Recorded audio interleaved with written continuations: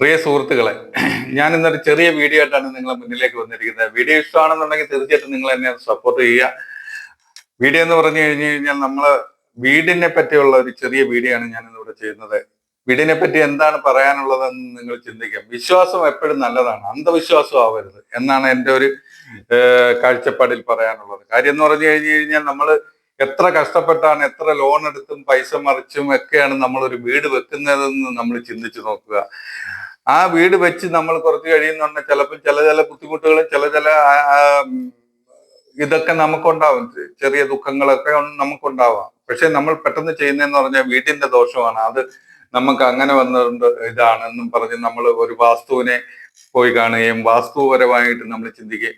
ഇന്നത്തെ വാസ്തുവൊക്കെ പറഞ്ഞു കഴിഞ്ഞു കഴിഞ്ഞാൽ അവരെന്ന് പറഞ്ഞു കഴിഞ്ഞാൽ അവർക്കുള്ള ലാഭത്തിന് വേണ്ടി മാത്രമാണ് അവര് ഇരിക്കുന്നത്. അവര് പലരും വാസ്തു നല്ല രീതിയിൽ പഠിച്ചിട്ടാണോ ഇരിക്കുന്നതെന്ന് പോലും അറിയാൻ പറ്റാത്ത രീതിയിലുള്ള വാസ്തുക്കളാണ് ഇന്ന് കൂടുതലും നമ്മളെ മാർക്കറ്റുകളിൽ ഉള്ളത്. അതുകൊണ്ട് നിങ്ങൾ ഒരു വാസ്തുവിനെ കണ്ട് നിങ്ങൾ ക്ലിയർ ആക്കണമെന്നുണ്ടെങ്കിൽ ആ വാസ്തു എത്രത്തോളം നല്ലതാണെന്ന് 10 പേരുടെ അടുത്ത് ചോദിച്ചു, അഭിപ്രായങ്ങൾ ചോദിച്ച് ആ ആള് നല്ലതാണോ ചീത്തയാണോ എന്ന് നമ്മൾ മനസ്സിലാക്കി മാത്രമേ നമ്മൾ ചിന്തിച്ച് നോക്കാവൂ. കാര്യം ഏറെക്കുറെ നമുക്ക് നമ്മളെ വീട്ടിന്റെ വാസ്തു നമുക്ക് തന്നെ ചിന്തിക്കാവുന്നതേ ഉള്ളൂ.